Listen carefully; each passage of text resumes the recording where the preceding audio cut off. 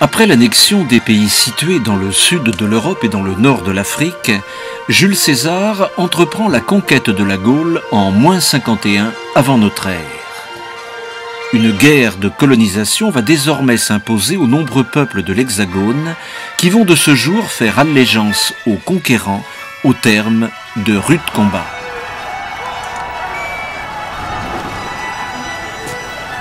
La campagne militaire pour la conquête de la Gaule débute par l'intervention musclée des légions romaines.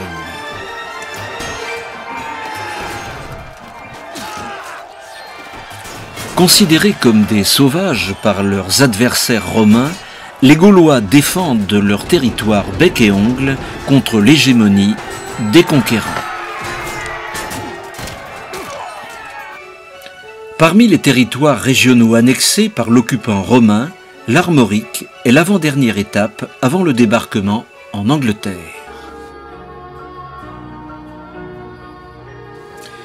Partout dans les territoires occupés, les Romains vont imposer un style de construction et une organisation urbaine à l'image de la capitale de l'Empire. Lors de la guerre des Gaules, les Romains vont encourager les édiles des régions conquises à devenir une vitrine de la romanisation.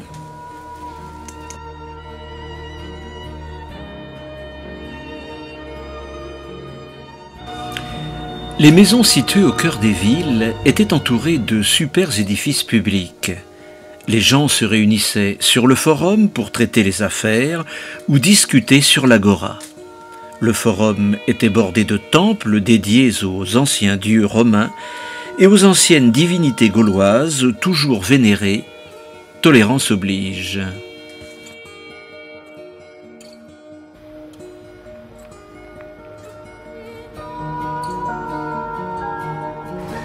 Mais que reste-t-il aujourd'hui des cités romaines ?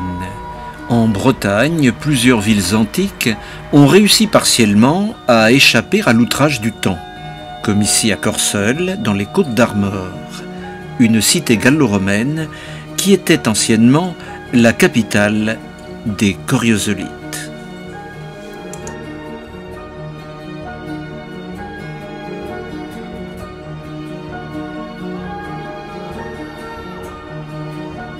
On a peine à croire que ces restes de fondation correspondent à un bâtiment résidentiel de 600 mètres carrés, autrement dit une villa construite au 1er siècle de notre ère. Cette domus, effectivement, occupe déjà au sol plusieurs centaines de mètres carrés. Elle appartient à une famille aisée de Corseul, une famille de notables qui exerce probablement des charges au sein de la cité. Alors elle se déploie autour d'un jardin intérieur et on pénètre depuis ce jardin dans les pièces d'habitat proprement dit grâce à un portique à colonnade, encore une fois. Portique qui est le symbole de la romanité et de l'appartenance aussi de cette famille à l'élite. Il faut imaginer un bâtiment sur étage, certainement avec des chambres, et au rez-de-chaussée, soit des pièces liées à l'activité quotidienne faite par les domestiques, mais aussi des salles de réception, de séjour, où l'hôte recevait ses invités.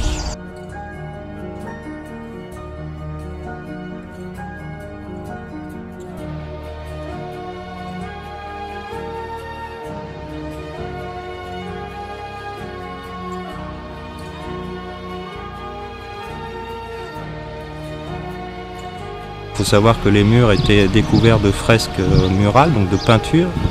Sur ce site, de nombreux fragments ont été retrouvés. On peut retrouver une partie de la vaisselle utilisée par ses habitants, mais aussi des sols parfois encore en place, des sols généralement faits de béton ou de carreaux de terre cuite.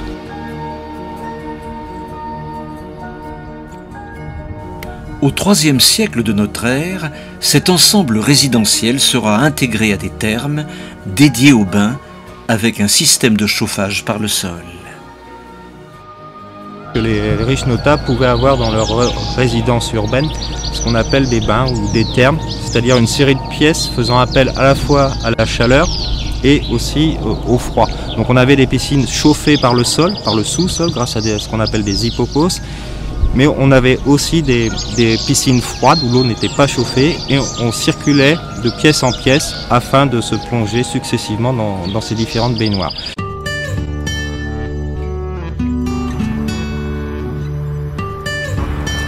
Près de la mairie de Corseul se situait au 1er siècle le cœur de la cité coriosolite. Alors, laissons-nous rêver pour imaginer que cette ville armoricaine aurait pu ressembler à cette animation en 3D, avec ses monuments publics prestigieux, son forum, ses temples, ses thermes, son théâtre et son centre commercial.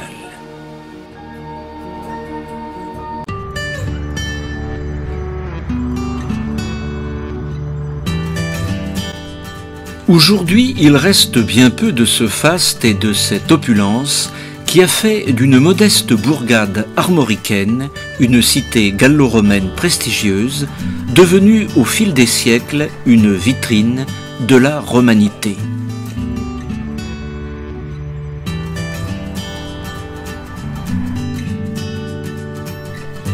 Il faut imaginer une ville complètement différente du bourg actuel, avec des bâtiments couverts de tuiles et non d'ardoises, donc des toitures de couleur rouge, des rues qui se croisent à angle droit et qui sont bordées, comme ici sur le site de Monterfil, généralement de portiques à colonnades qui permettent aux gens de circuler à l'abri des intempéries ou du soleil en été. Les vestiges que nous découvrons correspondent, malgré la destruction au fil des millénaires, à un ensemble de commerces localisés près d'une basilique, avec des passages desservant des demeures de commerçants éloignés des bruits de la rue.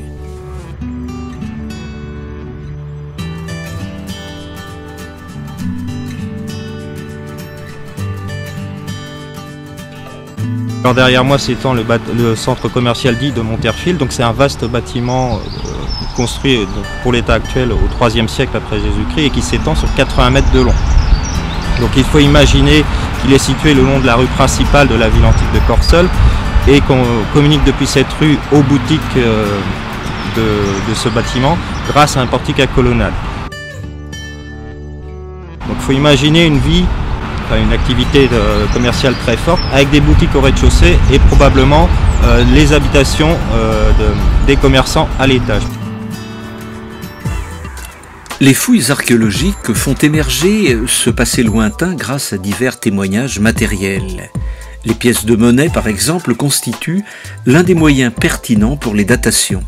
Le numéraire coriosolite était quantitativement le plus important de la Gaule. Perdu ou enfoui sur son territoire ou à l'extérieur au moment de la conquête ou des incursions, il témoigne de la puissance de ce peuple. Corseul était un centre de production et de distribution de la monnaie. Les pièces, parfois en électrum, or ou argent, étaient inspirées du statère de Philippe II de Macédoine.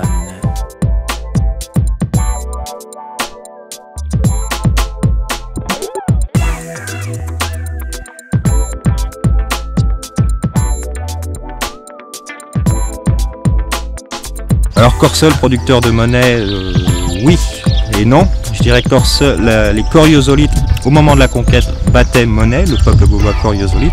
Après la conquête, c'est fini. La monnaie est officielle, donc elle est frappée par les ateliers impériaux.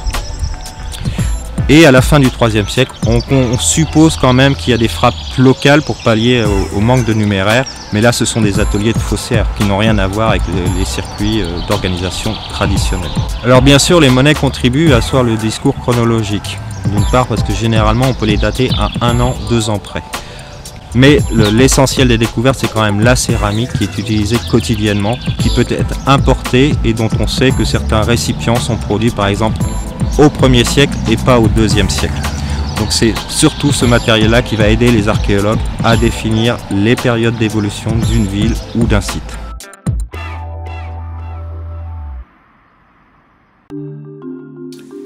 Autre temps fort de la vie gallo-romaine, la religion. La vie religieuse était dominée à Corseul par le sanctuaire du Haut-Bécherel, où Mars, dieu de la guerre, était vénéré avec les autres divinités gauloises, romaines ou étrangères. Mars donnera son nom antique à la ville de Corseul, Fanum Martis. L'empereur Auguste, devenu dieu à sa mort, sera aussi l'objet d'un culte religieux à Corseul.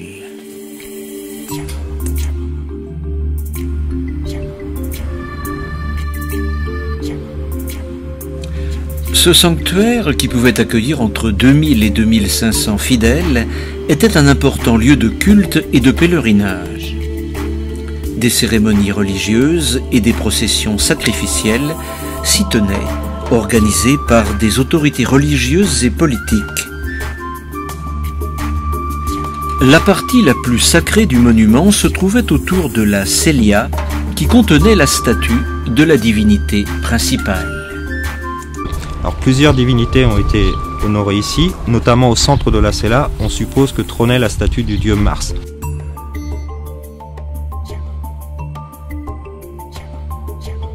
Après, il y avait des dieux, on va dire, plus secondaires, mais il y avait aussi le culte impérial qui était rendu ici, à l'intérieur de la cour de ce monument.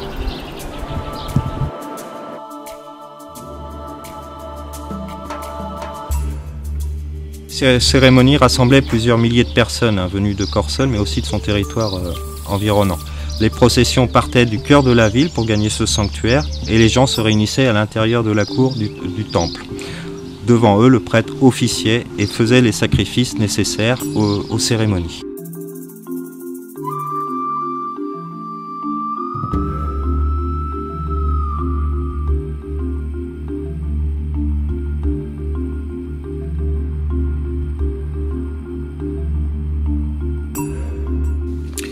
De cette période lointaine, il reste encore beaucoup à découvrir dans le sous-sol de Corsol pour faire progresser l'histoire antique de la ville. Oui, en effet, le bourg de Corsol ne couvre qu'une toute petite partie de la ville romaine et des quartiers sont encore à découvrir, notamment au nord. Après, il reste quelques sites emblématiques à trouver, le théâtre, parce qu'on pense que Corsol avait un théâtre, et surtout la nécropole à incinération des 3 premiers siècles de notre ère. Alors la nécropole nous apporterait des renseignements sur les rites religieux de l'époque. Elle pourrait peut-être nous fournir des stèles funéraires avec pourquoi pas des inscriptions, donc ce qui serait vraiment très enrichissant, et puis elle apporterait aussi une collection sans doute d'objets de la vie quotidienne. Autre trace de la romanisation, les écrits qui ont orné les monnaies, les bornes miliaires et les stèles des tombes des Gallo-romains. Ces inscriptions révèlent une pratique courante de la langue latine qui s'est peu à peu imposée dans le quotidien des habitants. Alors il est très difficile de savoir quelle couche sociale le latin a pénétré, néanmoins on sait qu'il était parlé et compris. On voit très bien que le texte est en latin, en plus certaines formules sont abrégées, donc si ces formules sont abrégées, ça veut dire qu'on est capable de les comprendre. Donc forcément, une partie de la population parle le latin, comprend couramment les abréviations, mais c'est peut-être simplement les notables.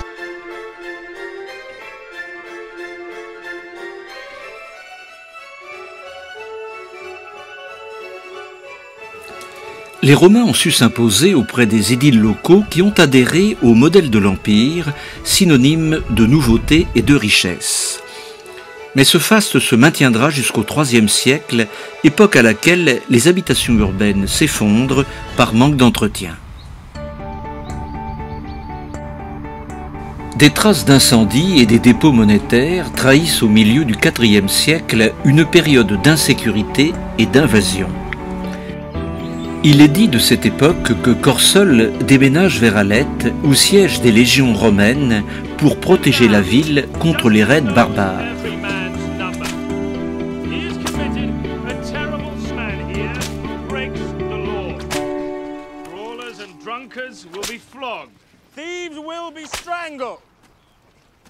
Il est probable que le pouvoir administratif reste à Corsol, au moins dans le courant du IVe siècle.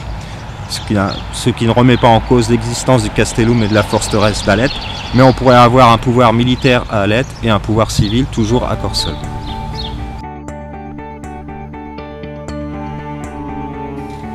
À la fin du IVe siècle, Corsol, qui n'est pas doté de remparts face à la menace des barbares, perd de son prestige au profit d'Alette, qui devient une cité florissante grâce à ses activités liées à la mer, sous la protection des légions romaines.